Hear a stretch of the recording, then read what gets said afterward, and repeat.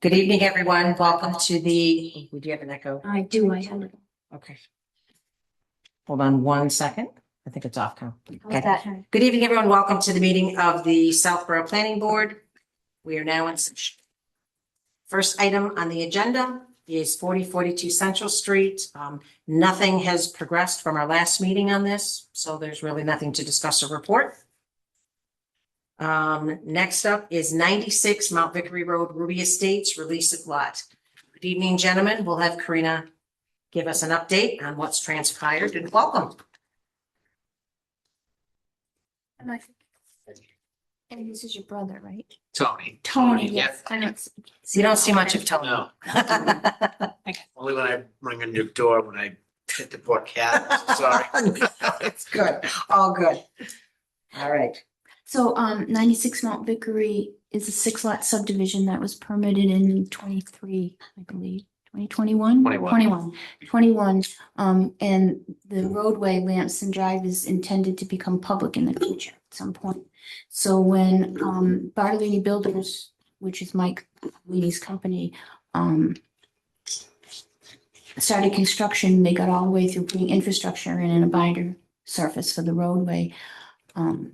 That's typically the time when developers ask for a release of lots so that they can get released from the covenant and then start building and selling the lots under certain other restrictions, building permits, etc.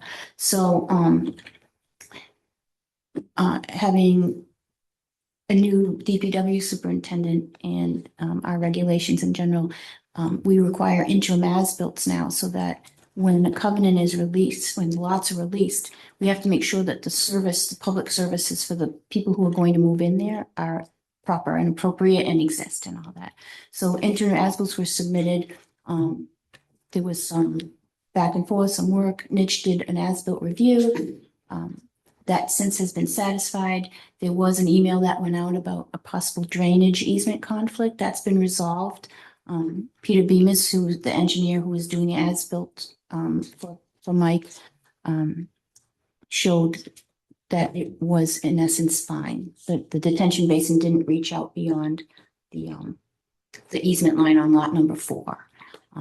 So we want to make sure that was all proper before they start producing deeds and that everything's reflected there.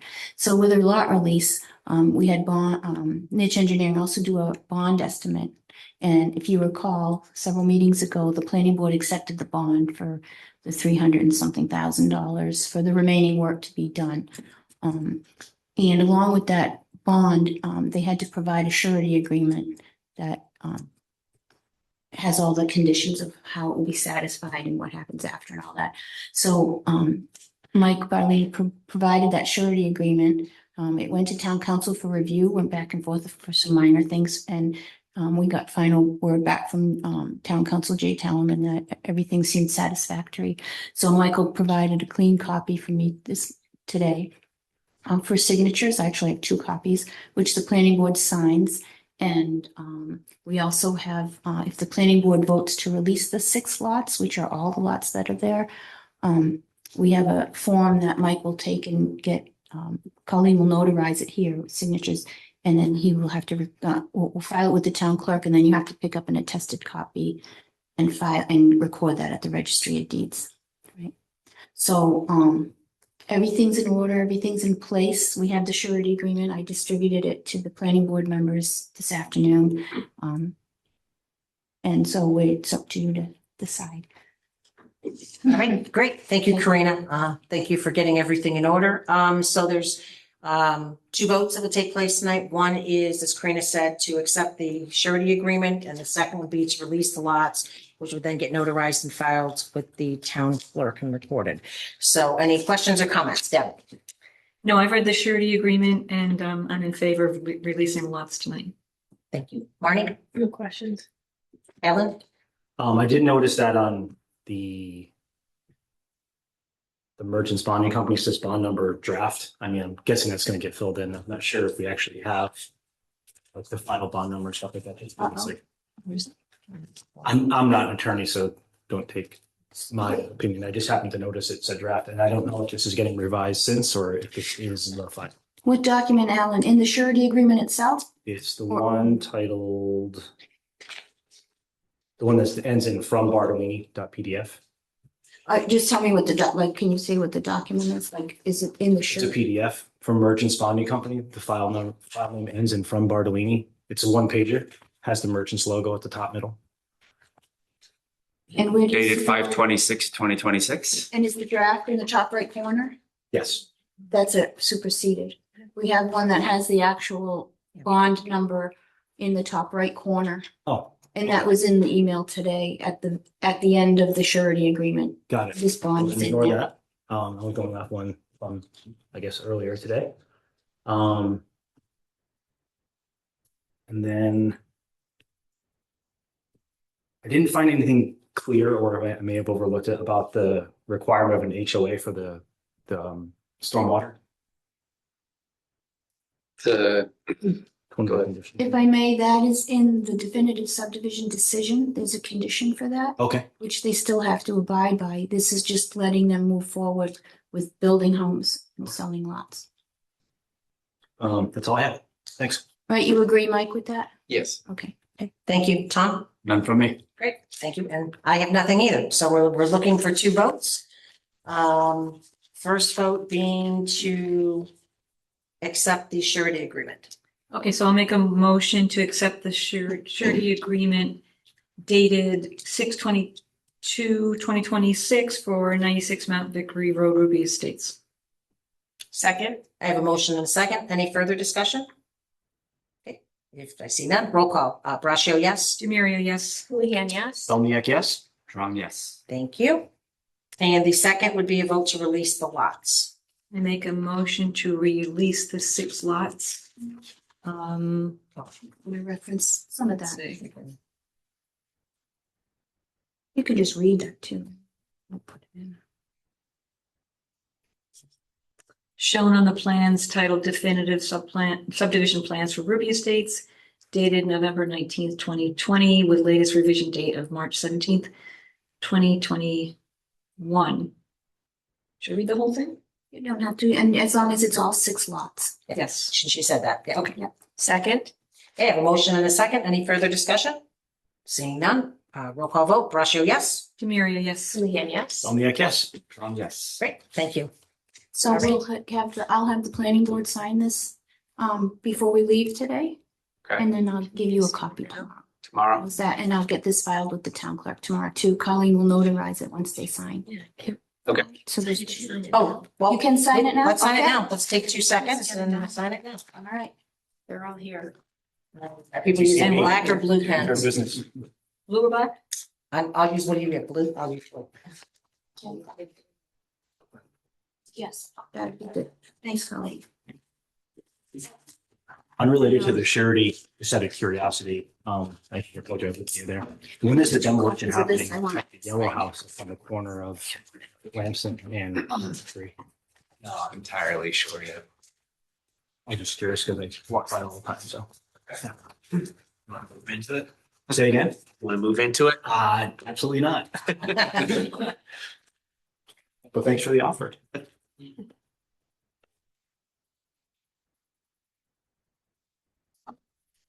Right. Yeah, No. here you go. Just keep it consistent.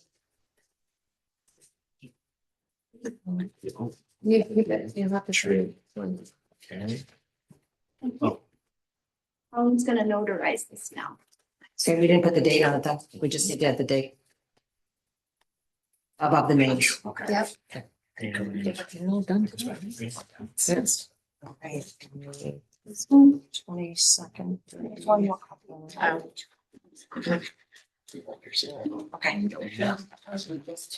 Let's go. So that was the cousin. Yeah. Thank you.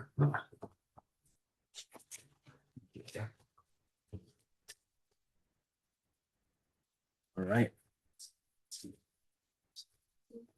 Stop for the date at the bottom. Great. And just give me 1 second.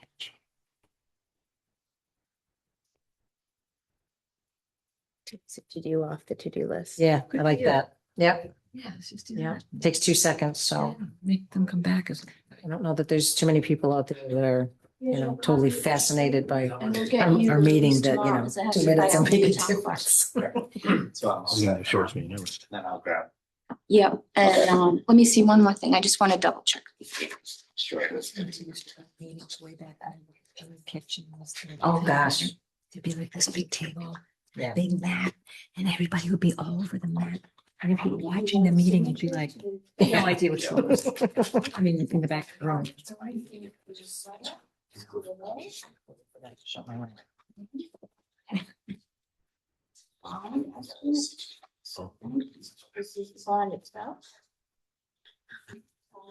I'm sure they will. Good. Good. Thank you, gentlemen, for coming. We appreciate it. Thank you. Thank you. Good luck. Thanks. Okay. Thank you. You just give me a call. Yeah. All right, awesome. Great. Thank you so much. Have a great night. Nice to see you. Okay. Next up, I'll wait for Karina to come back so she can give the non-update for 22 Turnpike Road. They're looking to continue with no testimony. But I'll just see if Karina wants to add anything to that. I don't think so. Okay.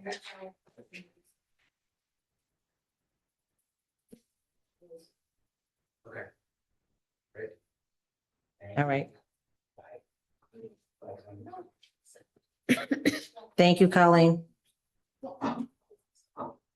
Karina, is there anything to add on 22 Turnpike other than that they're looking to continue without testimony? No, Okay, that's it. that's it. So looks like their extended date will be fine till the next meeting, so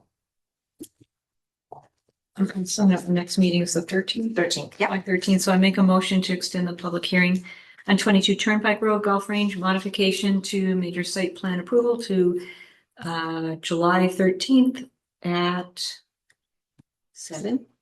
6:45? 6:45 PM. Same time. Second? Thank you. I have a motion and a second. Any further discussion? Seeing none, all in favor, Brascio, yes. Demiria, yes. Leanne, yes. Dallniak, yes? Strong, yes. All right, thank you. Next up is 154 Turnpike Road. They've also requested to continue without testimony. And their dates also do line up for the extension, so. Okay, so I'll make a motion to extend the public hearing for 154 Turnpike Road, non-compliance modification to major site plan approval to July 13th at 6:50, 7 PM. Second? Have a motion and a second. Any further discussion? Seeing none, Brascio, yes. Demiria, yes. Leanne, yes. Dallniak, yes? Strong, yes. That takes us down to, was 250 coming, Karina? George Bond, we were gonna move him up, but I don't see him. Let's see if he's in the attendees. Okay.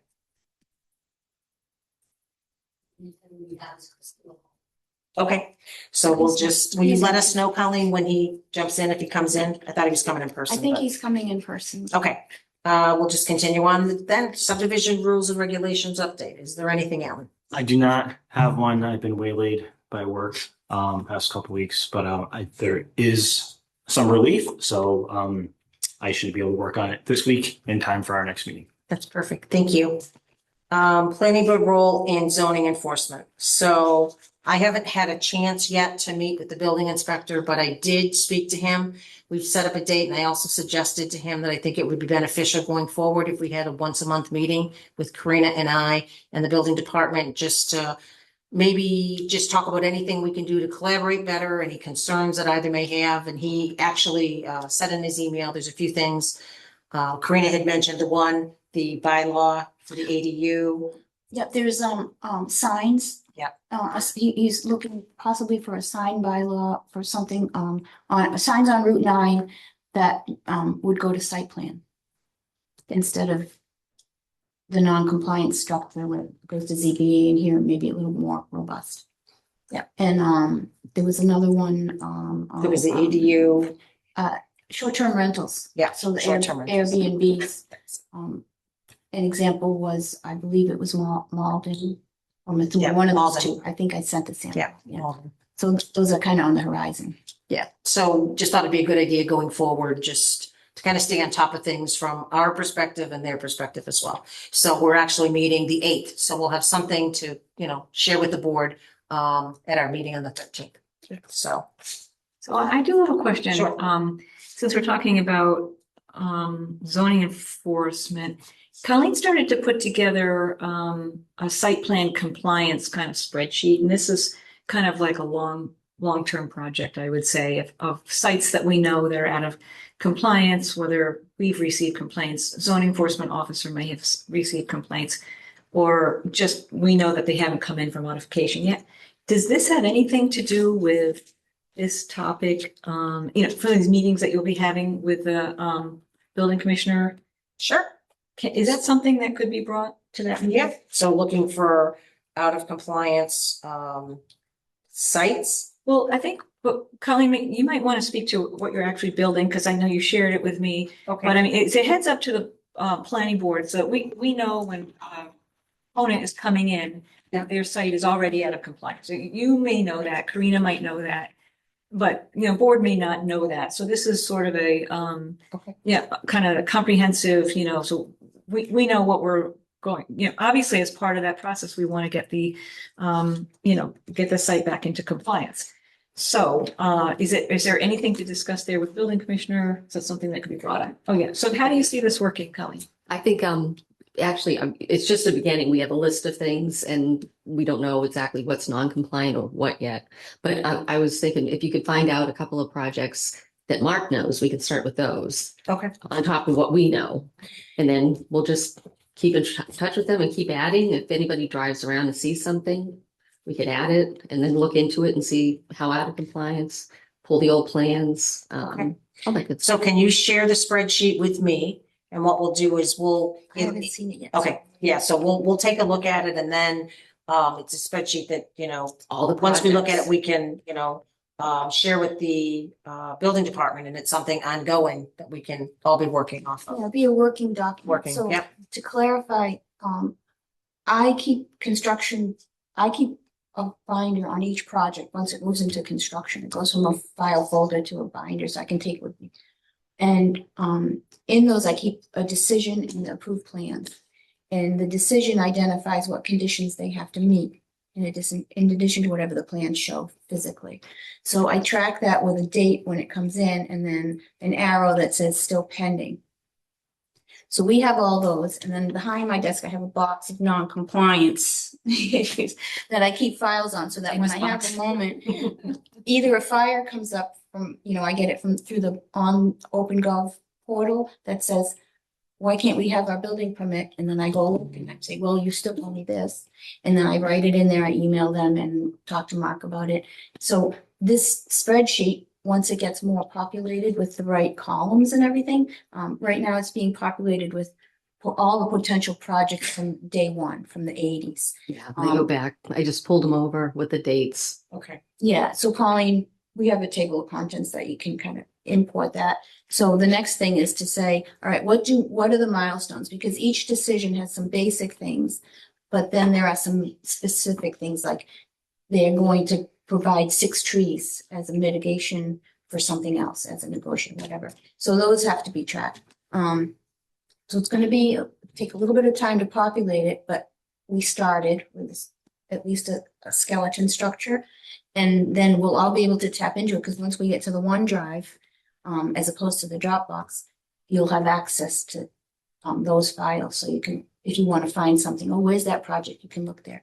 The other way is to, if you go onto the OpenGov portal, you can type the address in for the property and the permits are there. Right.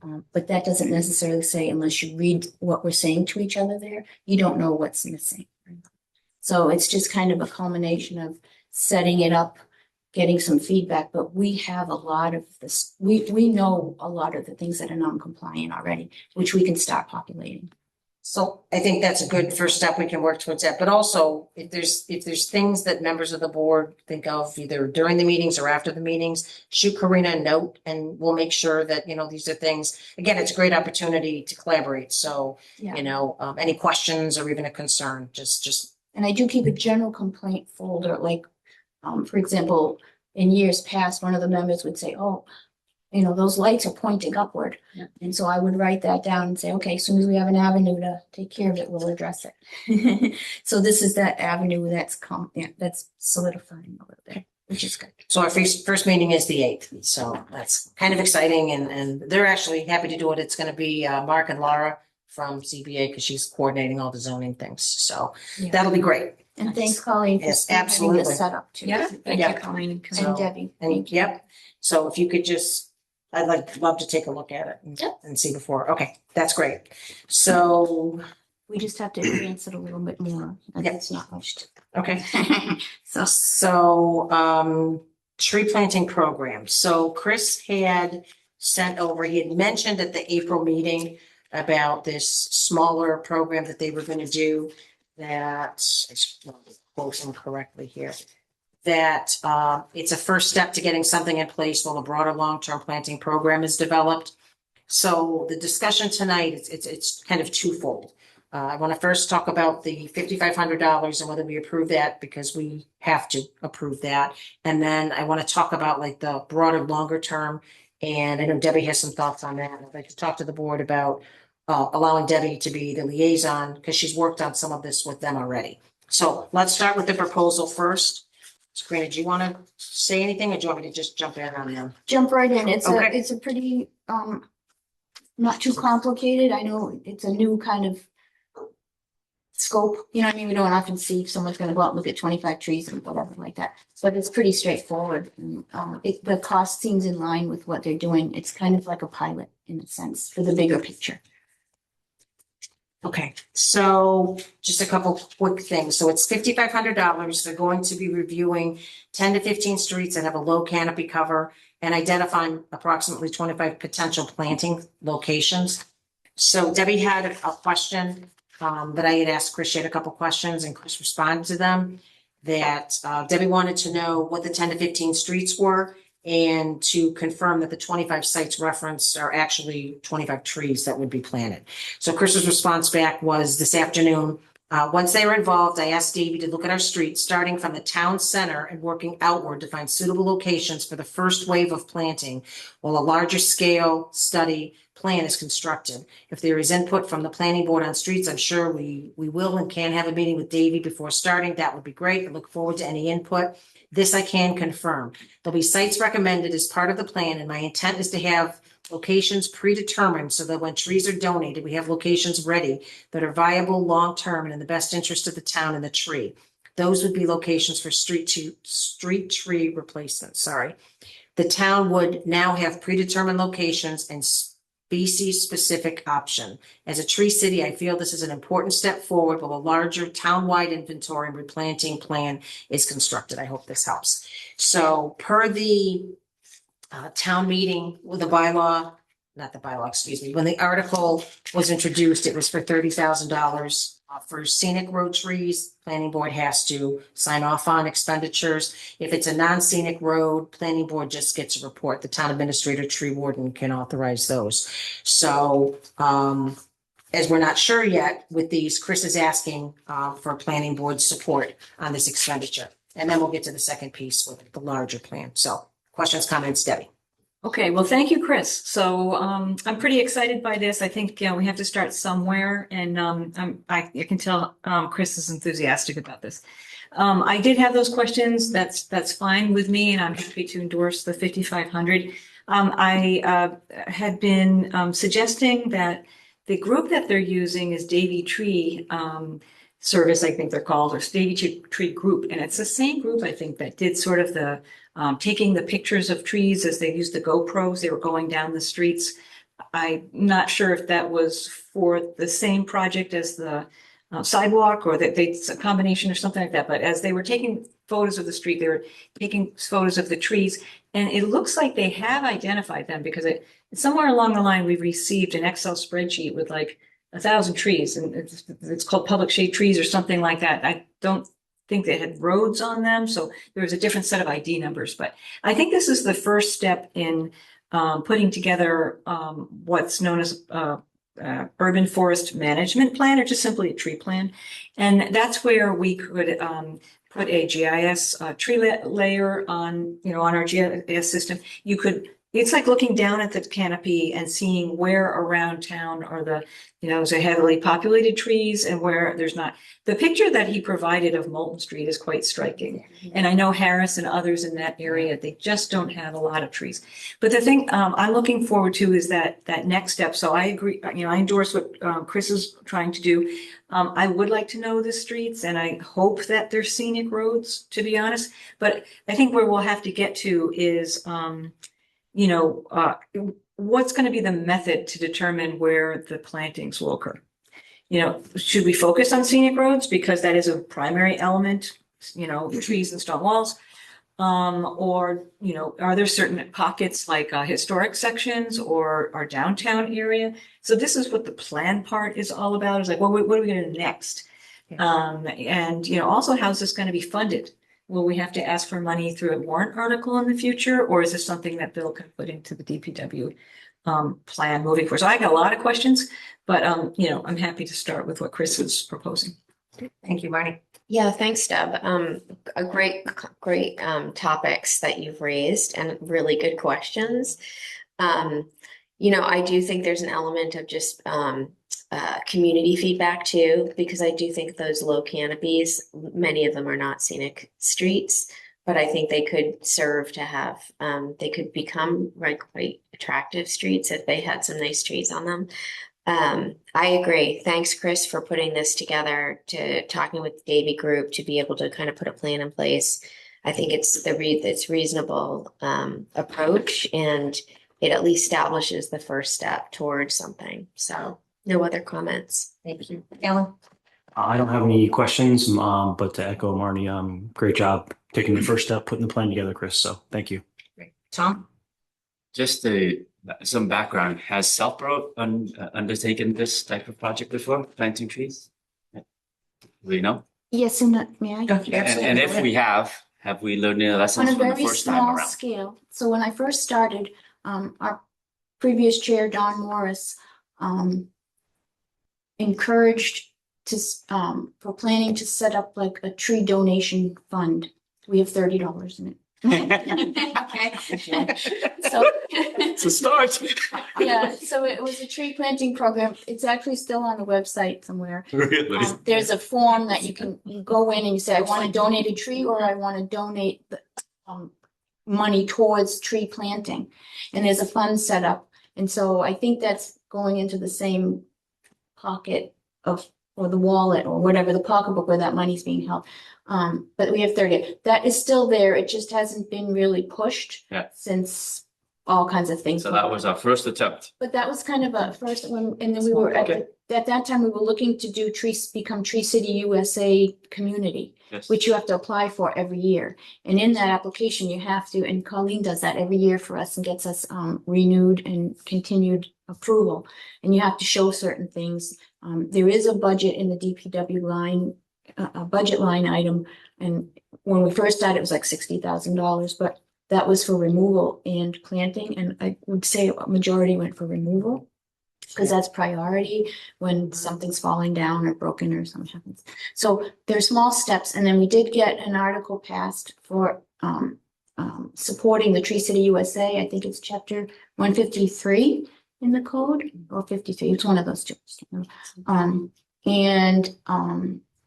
Then we also researched and found out what streets are actually scenic, so that we knew when an application had to come through the planning board for a consolidated meeting. So lots of things have happened, and they're slowly ramping up. And now with Chris Leroy's help and, his dedicated attention to these things, and he communicates with us very well now. And when there's an imminent hazard, he's required to let us know. He does, and then we forward it to the planning board. So every once in a while, you see this tree was taken down. It's an imminent hazard.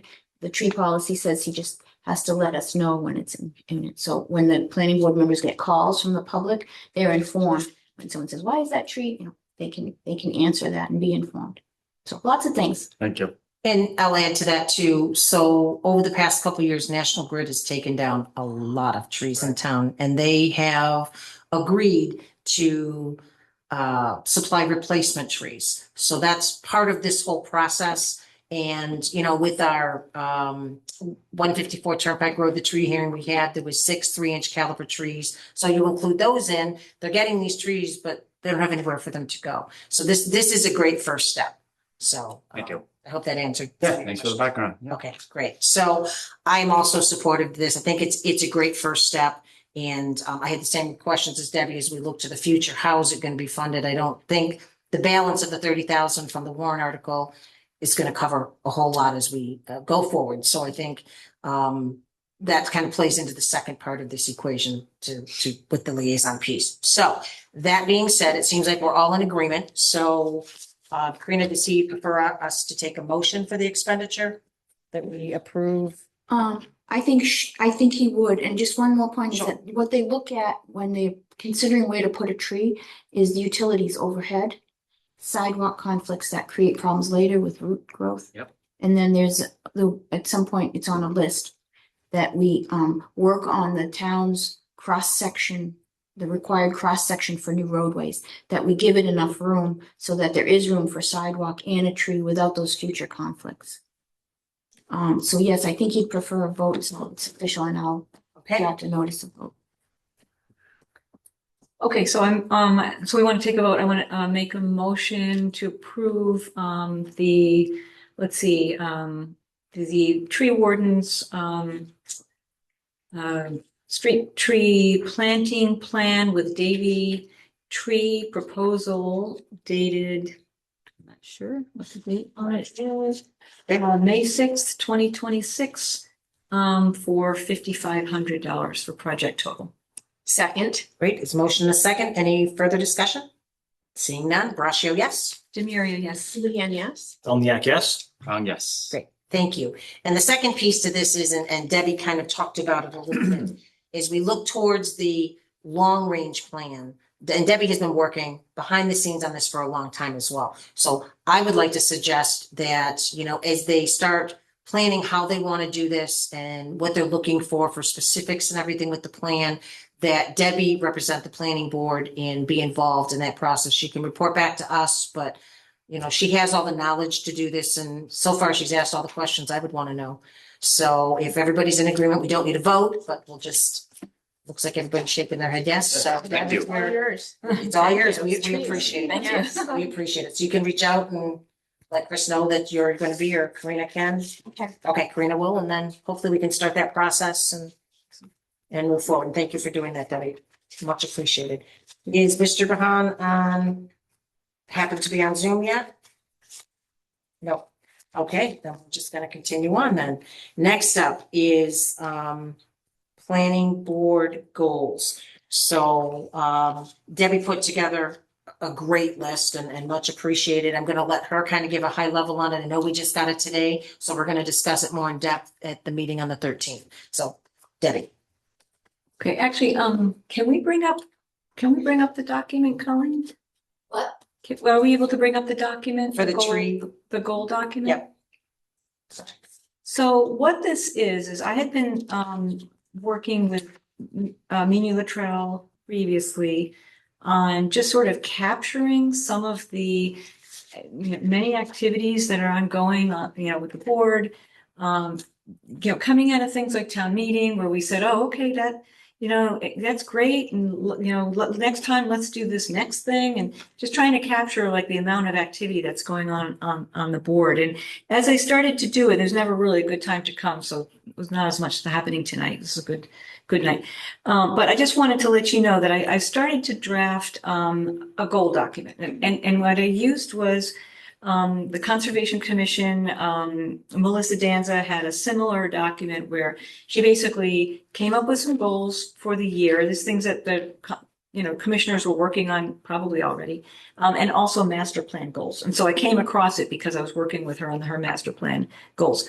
So essentially what I'm, suggesting that, the board may want to, for the next meeting is take a look at some of the things that I've captured. I would say, trying to put together like a priority list, what we want to accomplish in this, fiscal year 2027, or do we want to, throughout 26? Having to do with some of these very things that we've been already talking about, updating our GIS, with tree layer. Karina mentioned OneDrive. We've been talking about, different ways of, what we're doing with our applications, zoning articles that we want to take care of. And really also getting back to master plan goals to see, what we have left there. By the way, we've accomplished a lot of the Yeah. master plan goals. So That's I've great. just captured the ones that are sort of still ongoing, many having to do with housing and things like this. So this is what this is. I'm sure I forgot something in there, or maybe there's too much detail, but it's just to sort of introduce you to sort of this process of, what I see other towns doing, and what I see, conservation doing. And what conservation does is they take a look at their goals like every couple, quarterly or twice a year, and they're basically just checking in. And I really think that the benefit is that, there's a lot of us that are, all of us are actually involved in a lot of things. And so this is a way to just, put it down on paper, and if something becomes a priority that we say, okay, we really need to get that thing done, and we can kind of like all come together and get it done. And as a group, we decide what's the priority and maybe what the time frame is. So that's what this document's all about. And we're not really going to talk about the details tonight, but if you could look at it for the next meeting, and I don't know if you want to send me, your thoughts in between, that would be great. Can we do that? We can do that, right? Individually? Mm, No? I would say do it through Karina. Do it only through Karina? Because it could be a quorum of the board sending you their Okay. opinions. So I think if anybody has anything that they'd like to add, do it through Karina, Deb, and I think then you can just Okay. distribute it through her. But that's how we always did it on the select board. That way there's never a question Yeah. of Tom's opinion of giving you something, what he thinks should be on there, and the board may not agree, and Okay. it just, again, it's Yeah. just a cleaner. Go ahead. So it's interesting this comes up because in the Mass Planners Forum, there's an online forum for planners. And one of the things that just came up, and I don't know if some of you are on that, but people were saying what you were just talking about, the planning board members responding. And what I got out of it, most of the advice says, go through the planning department, through the planner, so that Colleen and I will culminate your comments, and then we can distribute it as information for reading. That way there's no serial communication for open meeting law violation. Yeah. We try really hard to meet all those things. She said it much more eloquently than I did. Oh. Yes, thank you, Karina. Okay. So yeah, but I think Debbie, thank you for taking the time and putting all this together. And it is good to see as I flip through it, that there are a lot of things being done. So I think that that's great. So anything people may want to add, shoot that to Karina, and we'll get it put in the document, and we'll have a healthy discussion on it. And I think that there's things probably all of us would like to see in the forthcoming year. So Debbie, thank you. My pleasure. Once again, actually, I should go down the line. Sorry about that. Marnie, did you have any comments or questions? No, I saw it earlier. I'm looking through it now. It looks pretty comprehensive, and it sounds like, Debbie, you've tried to think about different areas.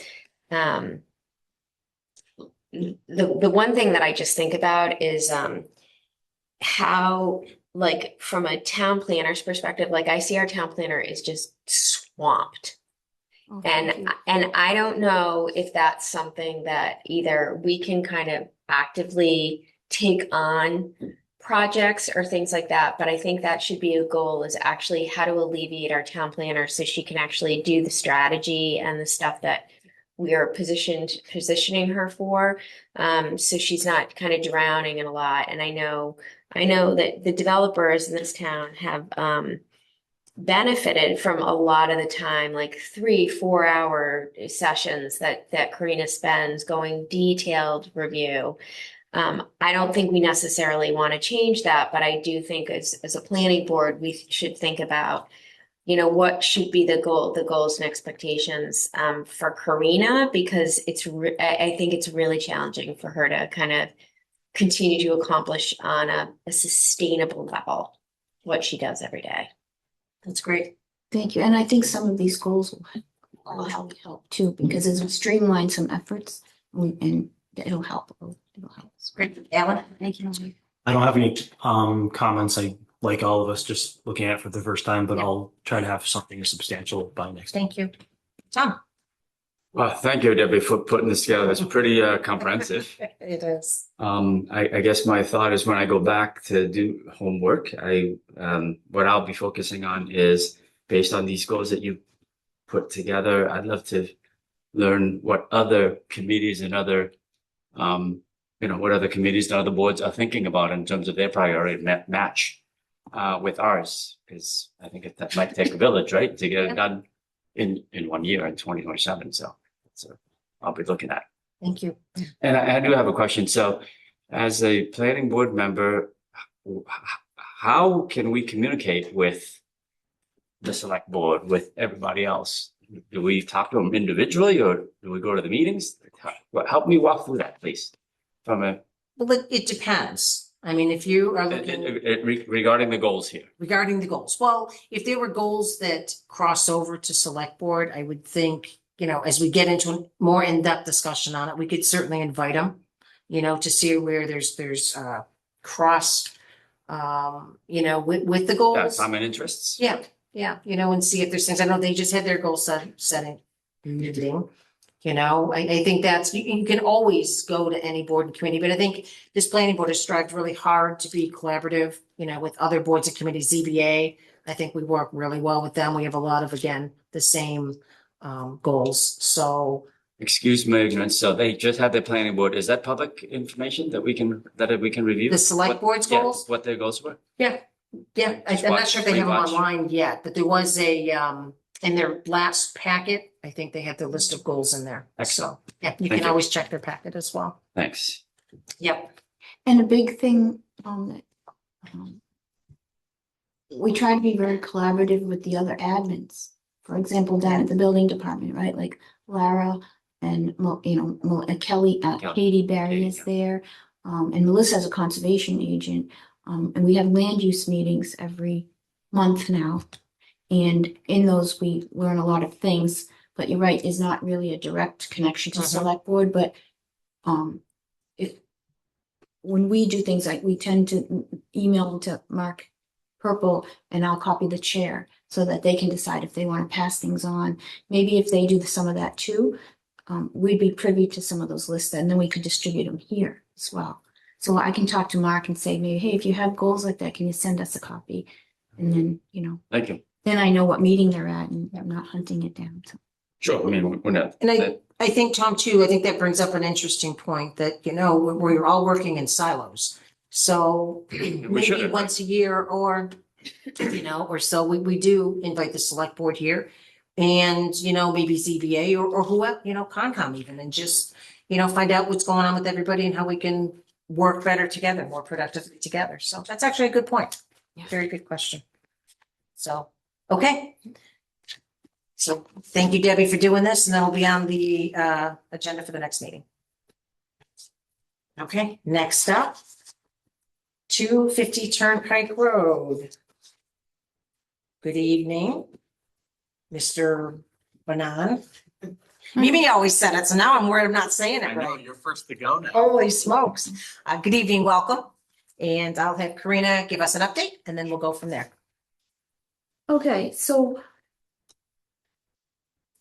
I'm trying to remember what year it was, but 250 Turnpike was an office condo. I'm not going to take it all the way back and bore everybody. Was an office condo that Ferris Development purchased. That may not be the entity's name, but David Ferris purchased and turned into Beehive Storage. In doing so, he had to come and get site plan approval here. When he did that, it was over the winter season and he was looking for a temporary certificate of occupancy to get some of the people working already over the Christmas holiday. And so they, Ferris Development came up with a bond amount that covered certain features that they felt were critical. It didn't include all the features because it hadn't been vetted by our town's consultant who usually does the review. Anyway, so they came up with a significant bond at the time. And the planning board voted to approve recommending it for a temporary certificate of occupancy, right? So that was for the storage facility itself. Then Ferris Development wanted to add to the site a contractor bay building. I think it was 10 units, if I recall. Correct, 10 units. And kind of in the lower parking lot. So that was a modification, or did it come through as a site plan? site plan. It was a new site plan, adding a second building, and they had to go to zoning and get approval for a special permit for 2 buildings on 1 lot, and they got that, and so they went through that process.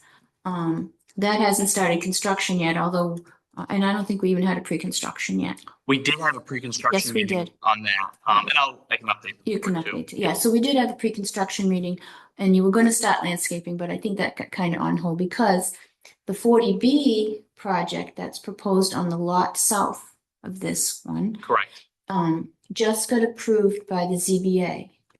Right, so in that project, the 40B is accessed from Route 9 through the storage facility property. Mhm. And the storage facility is where the upper lot is the beehive, with this larger storage building.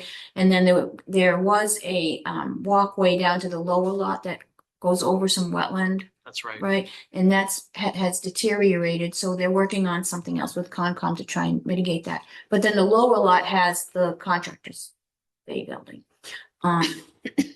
So there's no TCO for that because there's no building yet. So we're still talking about the original temporary certificate of occupancy.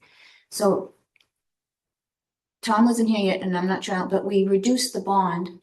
The Mhm. planning board approved to reduce the bond from 80 down to 21 for some remaining landscaping and some features like that, right? It really encompasses that remaining 21 really encompasses the entire site plan because it's one site plan right now, Yeah, right? It's not a modification. So right. And some um, things the way changed. I view it is everything has to be completed for us to get the remaining bond money back. Yeah, and then there'll be a final as-built with a final as-built review and all that. So, peer review fees were provided in order to make this happen for an for a bond estimate to be established right, and yeah. verify what else was there, which then got mitigated. And I think there were a couple of notices where it was extended for 90 days. I spoke with the building commissioner and he does not object. And we talked about a proper amount of time and he agreed that 90 days, and George was kind of asking for that initially. 90 days was the proper amount to keep the project moving forward. So we would revisit it again later. But I think it's important the planning board vote to, if they decide to recommend to the building to extend the temporary certificate of occupancy another 90 days so that they can continue now, since they just got the 40B approved and have to kind of regroup a little about Mhm. what you're going to do there. Correct. So that was my Hey, That was recollection. excellent. There we go. Welcome. Thank you. Do you want to add anything to what Karina has said? Sure, yeah. So it's George Bond here on behalf of the applicant FD 250 Turnpike LLC. Karina, thank you. You did a great job. I think I'll just tell the board the impediment right now from like moving forward with the contractor's yard, which ultimately is what would allow us to finish the site, complete the site plan, and move on to the next project, which would be the 40B, which we'll probably do simultaneously in the next year, is the septic system on the lower lot.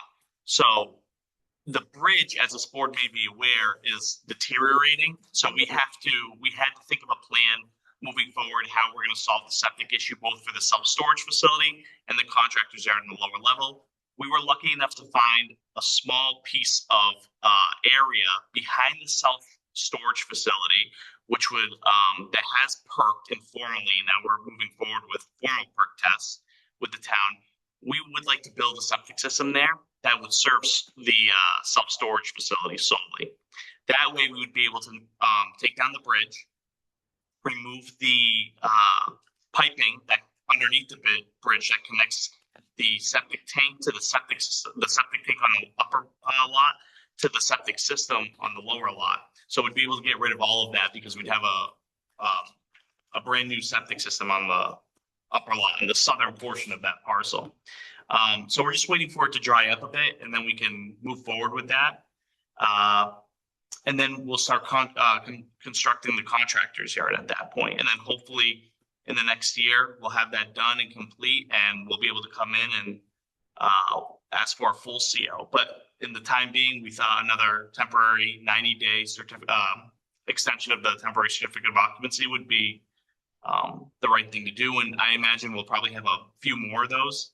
And the building inspector typically comes out and just checks the site, make sure everything is okay, and then he approves it. But I understand we've had about three or four extensions thus far, so I'm sure the board wanted to see us.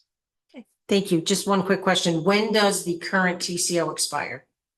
I believe it expired like a week ago or 2 weeks ago, something like that. Okay, great. Thank you. So, Mr. Murray. Hi there, George. Good to see you tonight. I had a question about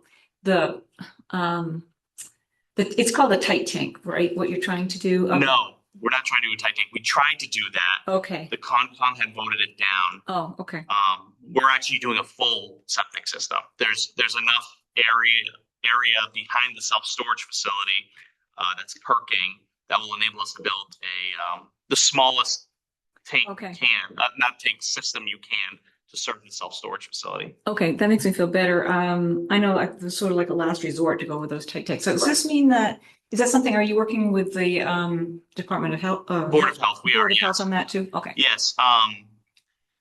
James, our engineer and soil tester, I think there's an actual technical name for it, but we'll just call him soil. Evaluator. There you go. Soil evaluator. He's been out there a couple times and he's determined it's probably a good time to test. Of course, there's a monsoon outside right now, which is probably going to delay things maybe a couple more weeks, but in the very near future, we'll have Dennis Costello from the Board of Health out there to do an official perk testing. And then hopefully it perks and we can move forward with the septic system. Okay, great. And I'm in favor of the extension, and that would be from what date? So it'd be 30 days from the date that it lapsed or 30 days from today? 90 days. Oh, from I'm the sorry, date it 90. I'm expired. sorry. 90. I would imagine from the date it expired. 90 from Yeah, the day it just to expired. keep it clean. Yeah, okay, thank you. Ms. Houlihan. Hi, George. How you doing? Good to see you. Okay, so can you just, with this septic tank, that changes the site plan for the current construction yard? Well, it does, but in a very de minimis way, I'd say. Okay. The trenches that were displayed or shown on the site plan are still there. Now we're just going to use less of them. So I think there's like maybe, don't quote me on this, but there might be like 7 or 8 trenches on the lower lot. Because we don't need that size anymore, we'll be able to do away with 2 or 3 of them.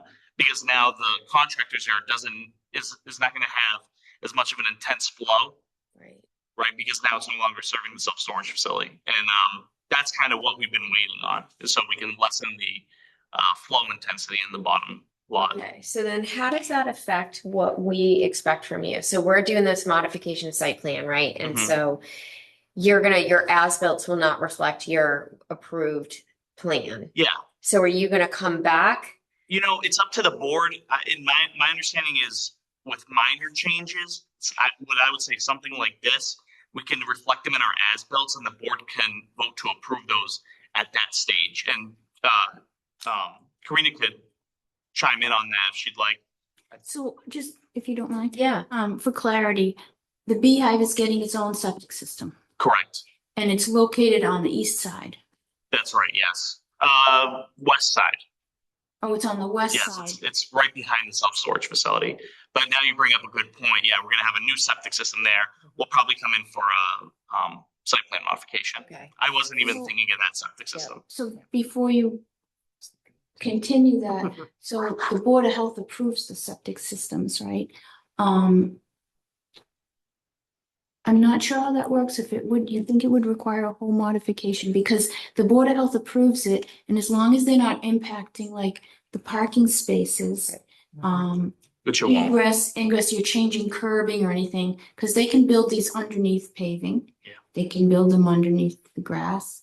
I don't think you can't put it under a structural retaining wall or anything like No. that. But you can put it under paving with certain H20 loading.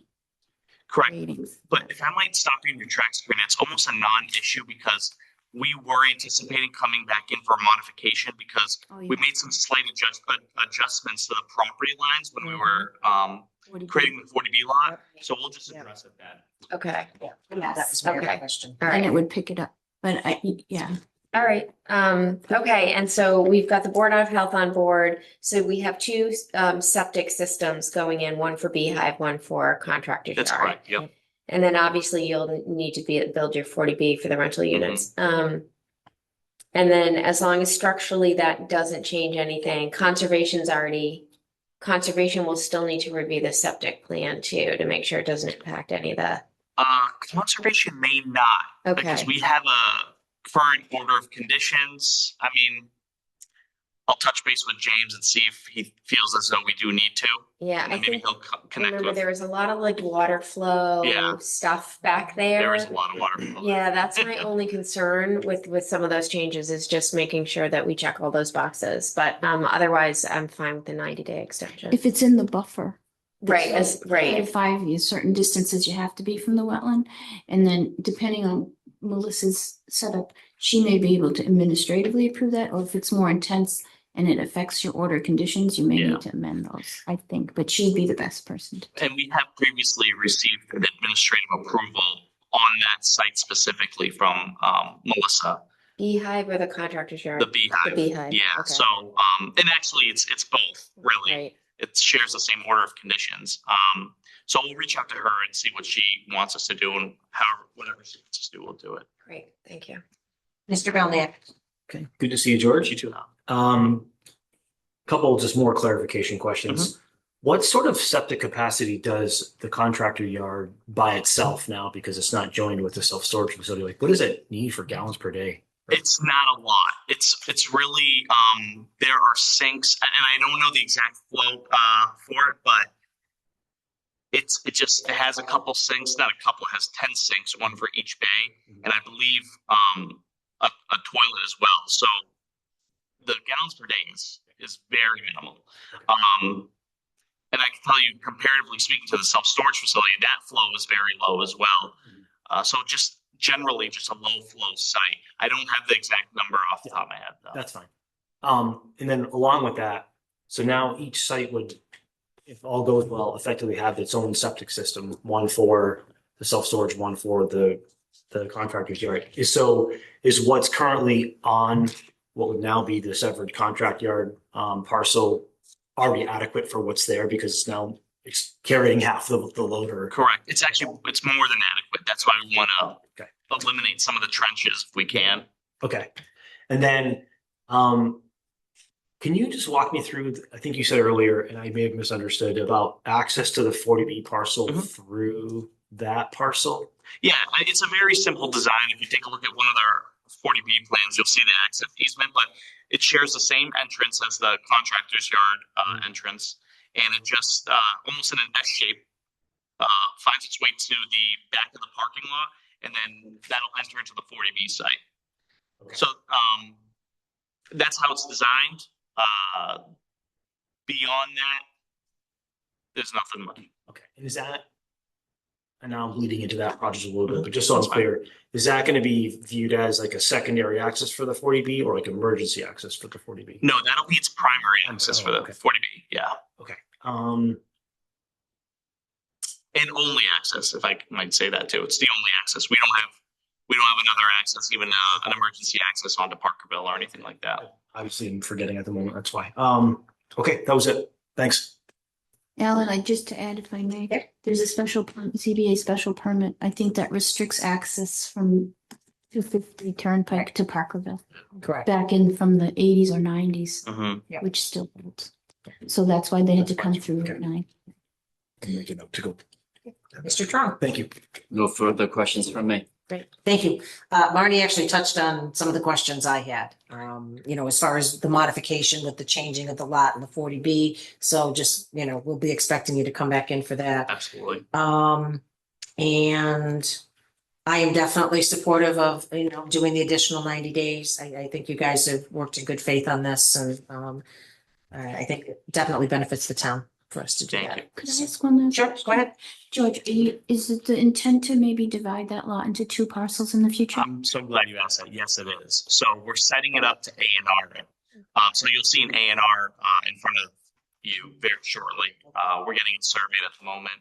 We figure we'll do, in the A&R, we'll include the property line adjustments. So Okay. those will be done, and then the septic should be approved. And then I think at that time, it's appropriate to come back in for site plan modification. Okay. Good. Good, thank you. Do we have a motion, Ms. Maria? Okay, so I'll make a motion to make a recommendation to the building inspector to extend the temporary occupancy permit for 250 Turnpike Road storage facility for an additional 90 days From the date of. from the date of expiry. Perfect, thank you. Second with comment. Yep. I just want to compliment you for making progress on the conditions that we provided. People do come and ask for temporary extensions, or extensions on their TCO, and they do not make progress. So Yeah. thank you for paying it forward and being collaborative with the planning board and the town of Thank you. Southborough. Thank you. It's been really great working with you. Karina actually said I can zoom in, but I wanted to come see you guys face to face. Yeah, it's been a while. Yeah, nice to see you more. All right, any further discussion? Seeing none, roll call vote, Brascio, yes. Demiria, yes. Houlihan, yes. Dolniak, yes? Strong, yes. Great, thank Thank you. you. And then we have one other thing, if you mind, Yeah, don't just, do yep. And just, and I will provide a notice of vote for that and also, upload it, so you have official document Great, recommended to thank the. you. Yeah, Okay. I'd love to know the dates. At this point, I don't know the exact date of when it expired. Yeah, we'll figure it out. And what we want you to stay is Karina had under the planner's report, 118. Fresh Monkey. Yes, Monkey. So we want to make sure we take care of that while you're here as great, well. thank So, you. go ahead, Karina. And then we have, so for Fresh Monkey. right there. So if you recall, Fresh Monkey was moving into 118 Turnpike and it was, came for site plan, for a change of use. And it's interior changes only. So one of the last remaining conditions was to provide an engineer certifying letter that the project was completed in compliance with all the conditions and the Correct. approval. And George sent me that letter. I forwarded it to the planning board members. I reviewed it myself and it meets everything that I think is required. So in my opinion, it's satisfactory in order to allow recommendation for a full certificate of occupancy for Fresh Monkey at 118 Suite 101 still. or- Sweet one, yeah. So do we need a vote for that, Karina, or I think it can't hurt it can't hurt? because we're accepting it like an as-built. In this case, there was no like site as-built. This replaces that. It's an engineer's letter. Okay, so we'll go down the line first with any questions or comments. Deb, I don't have any comments. okay, Bernie? Excited for Fresh Monkey, No. There's so, two of us. yeah, Very much that's so. great. Congratulations. Great location next to Yeah. D-Town as well. Oh, yeah. Mr. Belniak, No comments, thank you. Mr. Trong. Comments, thank you. Okay, so Karina, what would you like the motion to include? And then we have to sign these? No, it's just a letter and just Okay, a formality saying, okay, so what would you like the motion to I'm gonna include? say it. Let me see, Just so we get this done. Take your time.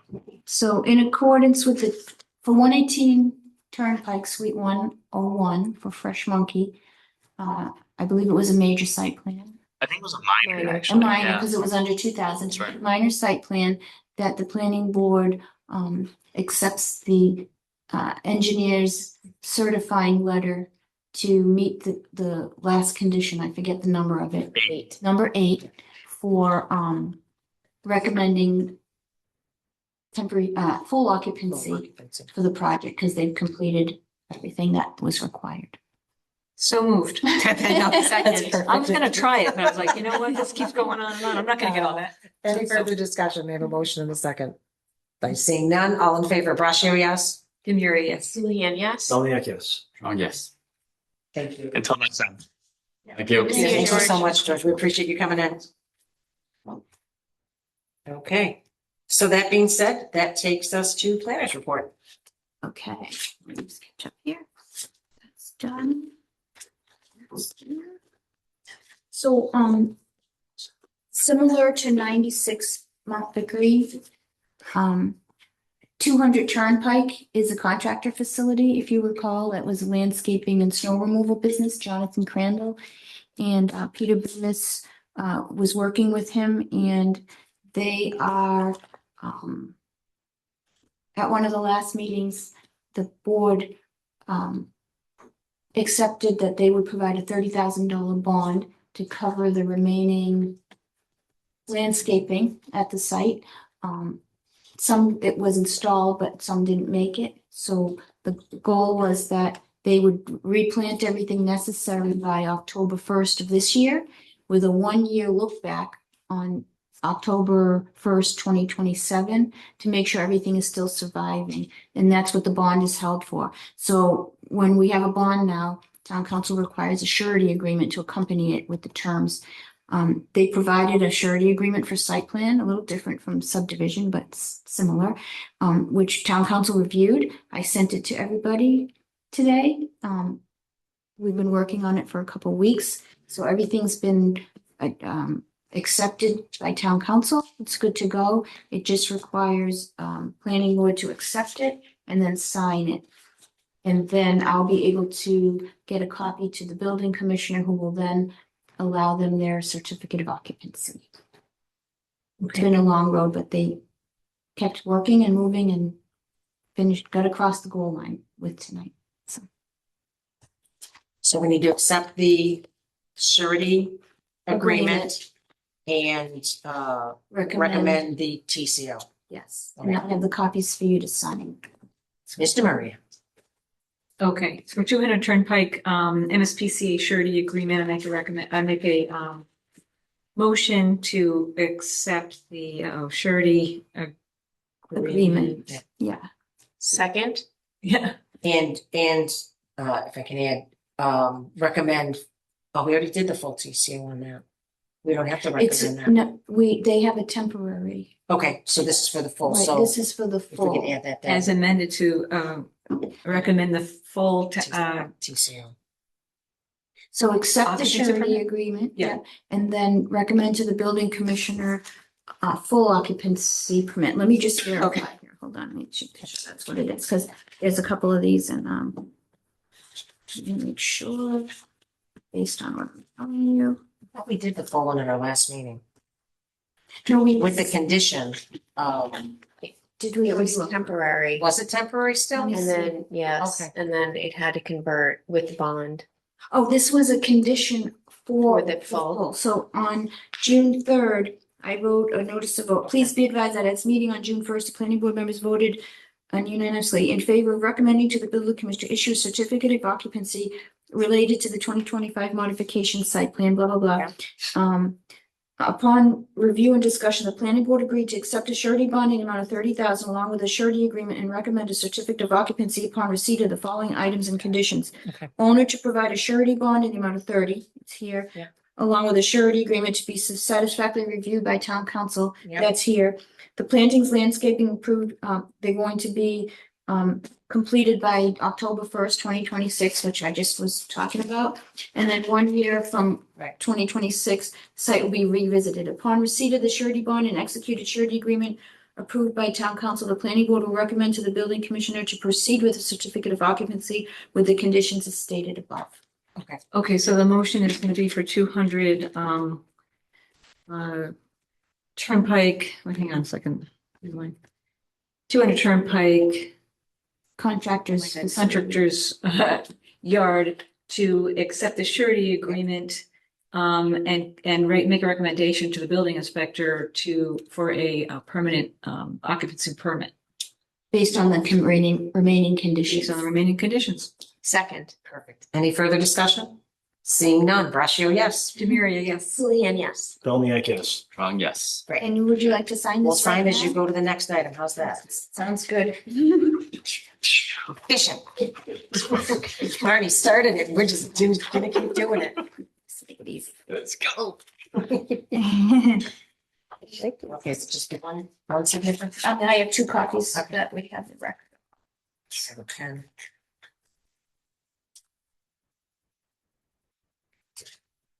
Yep.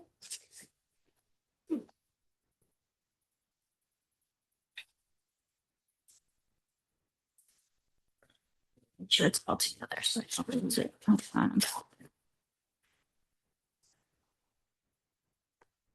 right, thank you. Forgot what it was.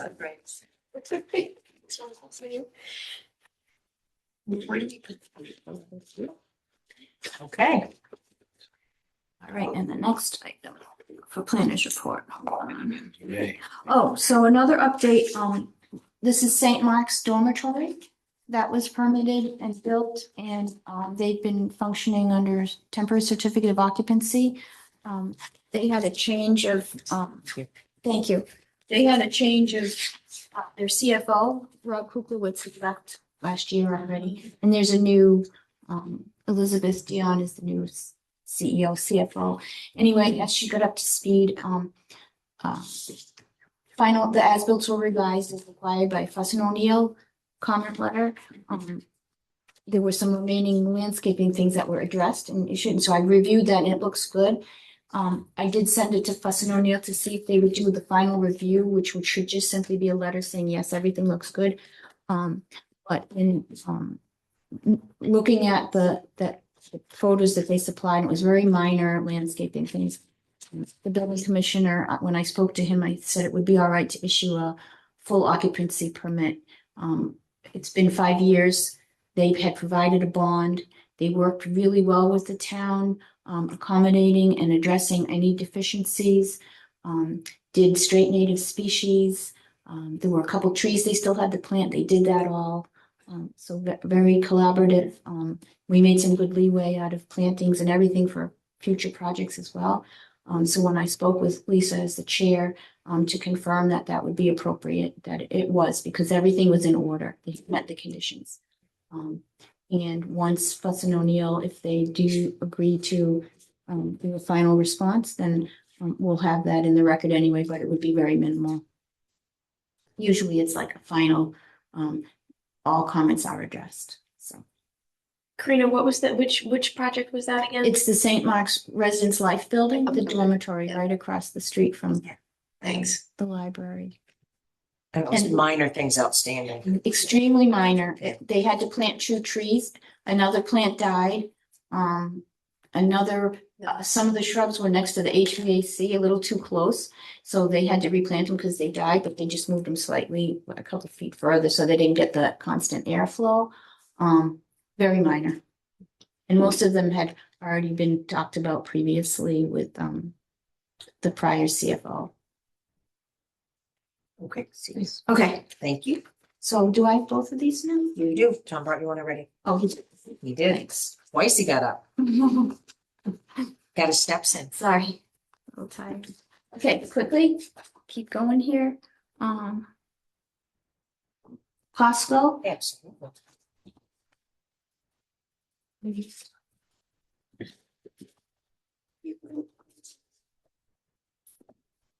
Well, anyway, Costco submitted to the ZBA for variances for the light heights and being over 20 feet, and for retaining wall structures that are over 6 feet tall are considered structures. So they're encroaching on some of the setbacks. So they're looking for relief from the ZBA.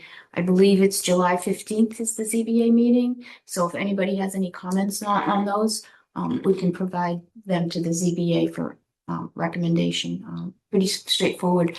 In the meantime, I believe they're still working on, once they get through that, they'll come to for site plan for the Costco, which will be a good thing. Yes. Okay, keep thinking it's another project. Performance evaluations went in, and the personnel board voted last Wednesday, I think, to approve the 5% increase for town employees and staff and such. So that was good, and that's effective July 1st. And I'm happy to say that sometimes in the past, our reviews went in a little after July 1st, and then we would get a reimbursement. But this year, everything was in, and I think last year too, before the deadline. So we scrambled and got those in. And thank you, Marty, for help. That was super helpful for me. There are potential warrant articles brought up by Jim Hegarty. One, he was talking about short-term rentals because they've been having some difficulties in town with some residents having lots of cars and lots of people. It's probably also a Board of Health concern for septic use and all that kind of stuff. So I'm bringing that to the attention to see if, it's something. He did say that he gave me a town with a sample where, he said it was perfect. You could probably just take that and use it and do the same thing. But we'll see. We'll see where that goes. So that got shot down significantly in the ADU. When we proposed a lot of the rewrite around ADU, Yeah. that got shot down. That was one of the big, like, the citizens didn't like that. Yeah. So I think that's gonna be a difficult thing To allow or to limit restrict. short-term rentals. to limit. Yes. Right. I forgot about that. You're Yeah, right. so I think that's gonna be an extraordinarily big hurdle. Tough, heavy lift. I'm not volunteering to do it. Just out of curiosity, is it Jim that suggested we consider it, or did someone else He bring this brought up? it to mind. I'll have to talk to him more, but often those types of zoning changes would come from ZBA, who would say, we think the town is looking for this or not, and then the planning board holds a public hearing versus us coming up with a warrant article. And the building inspector in his note for the meeting on the 8th mentioned specifically the short-term rentals, and they've gotten complaints on them, so. Okay. Yeah. So there is a source. I guess I just want to make sure it was coming from somewhere, not just someone thinking. Yeah. Maybe you should take a No, look. Jim happened to mention it to me when we were talking Okay. about something else, because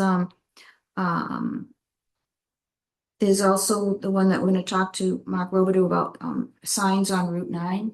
We requiring site plan. There was an idea of that, so I have no detail on it yet, other Yeah. than these are some, high bird's eye view topics. There's still the 55+ bylaw that I worked on previously, that was on hold because Freddie Gillespie had mentioned some very viable things to consider. Yeah. As part of that bylaw. And just separately, I did speak with yes. And I said I would do a bunch of things that I have not done yet. So I don't think that's gonna make 2026 though. I think it needs don't to, think like a so. significant, so I Yes. think that's gonna be annual. town That's a meeting. big, yeah. Sorry, Ellen. I just wanted to add too, I've been publicly kind of out on this, that, the state doesn't really support expanding the use of over 55. It's considered exclusionary zoning. And so the idea now is to really think about zoning in a way that includes families.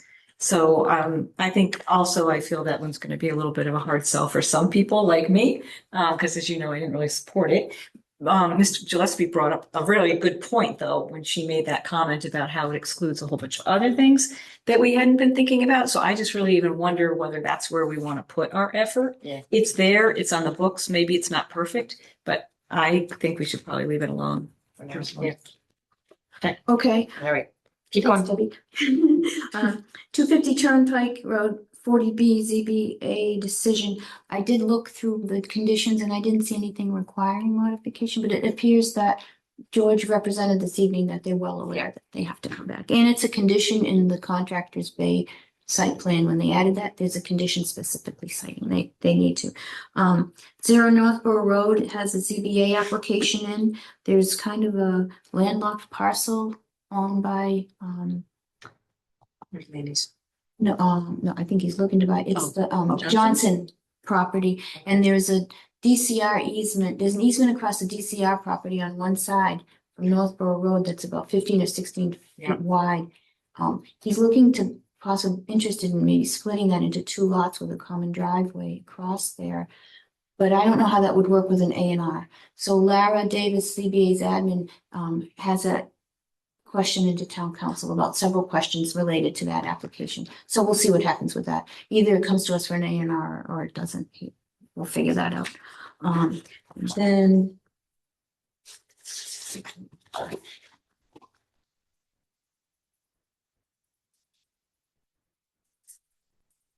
the date for the special town meeting was determined by the select board at their Tuesday, June 16th meeting. So special town meeting Saturday, October 17th, 2026 at 10 a.m. And the annual town meeting is right now set for March 20th, a Saturday. They're both Saturdays. March 20th at 2027 at 10 a.m. Both men at the Trotter Middle School auditorium. So you know, Line, the zoning amendment. The 40B, when 250 40B passed, the SHI needs to be updated with new units, and I forwarded that information to the Affordable Housing Trust so they could take that responsibility. They have questions when they saw the email. I think they got a little bit scared. Well, the email was great. I will say Karina did a very detailed, like step by step. So yeah, there's a lot that has to be done, but I commend you, Karina, for taking the time to put that together for them. Well, thank you. I'm happy to answer some questions, but if they go through it once, they'll see that they can do it. Yeah. It's just a step by step, and the EOHLC is very helpful. They'll answer any questions. And I do have the select board rules we talked about before, and there's been no update on the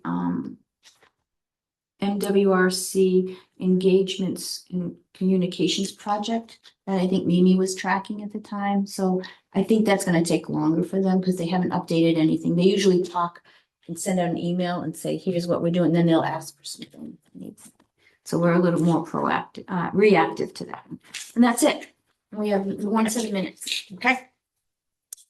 Let's pull up the set of minutes from June 1st, 2026. Does anyone have any edits to the minutes? No. Okay, Debbie? No. Alan? None. Tom? None? Nope. Okay, Ms. Houlihan. I'm sorry, Ms. DeMaria. Oh, yeah, make So a Mr. motion. Marty making the I motion, know. sorry. Okay, make a motion to approve the planning board meeting minutes from June 1st, 2026. Second, Okay, I see no discussion. All in favor, Brascio, yes. Demiria, yes. Houlihan, yes. Bellmiak, yes. Yes. Okay, our next meeting is July 13th. I just want to take say a couple things before we adjourn. First, I wanted to publicly thank Karina and Colleen. Since our last meeting, there's been a lot going on in the department. And I just want to thank you for all your hard work and just know that we as a board really appreciate everything you do. We know you're overwhelmed and you still get it done. So thank you very much to the two of you.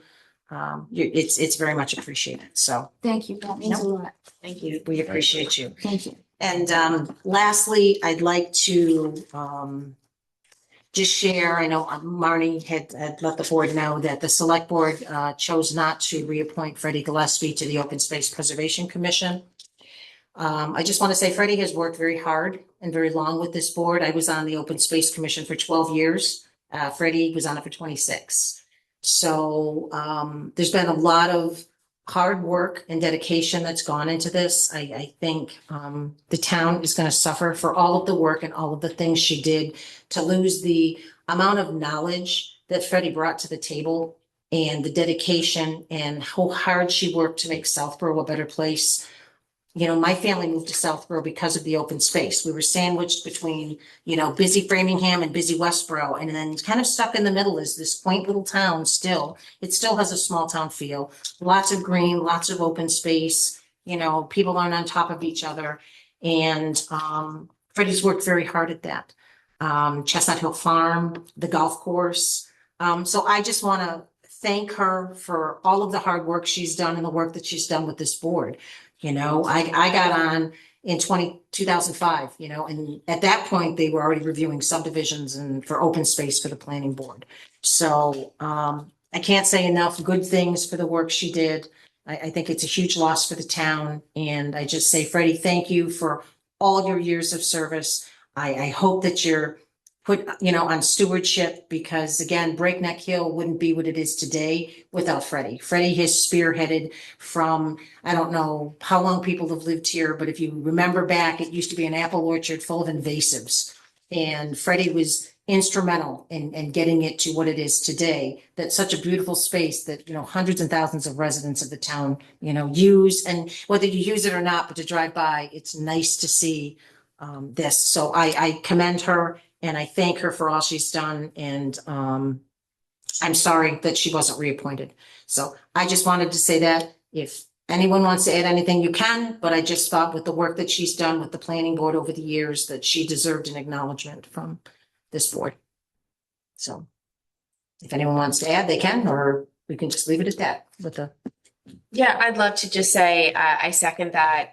Thank you for saying that. I think, Freddie, you've been such a great collaborator for the planning board, and I think you've elevated our expectations at the people coming forward and planting, native species. You've kind of changed the dynamic around invasives here. We have like a honeybee population that's kind of reinvigorated. I think Southborough has become like a pinnacle for success in some of the things we've had. The Dark Skies Initiative with illumination. I mean, Freddie has touched many, many, many different things, and it's a shame that that the select board did not appoint her again to open space. And Freddie, I hope you can find time to take a deep breath and maybe take a nap and get some sleep, because you have put so much of your heart and your passion into this. And I hope that we find someone like Freddie, and the remaining open space can kind of take on what Freddie has started and complete a lot of those projects. So thank you for your support of us. And I wish you all the best, and thank you for everything that you've done for me as a resident of Southborough. Okay, all right, and we're good with that? Okay, and with that being said, do we have a motion to adjourn? I make a motion to adjourn. And I second that motion. Okay, I see no further discussion. I didn't think there would be. Roll call vote. Rashio, yes? Demiria, yes. Houlihan, yes. Dolniak, yes. And for the record, we beat it by 2 minutes from the last one. Maybe you're our lucky guy. I mean. All right, planning board is adjourned. Thank you. We're trending for 5-minute meetings.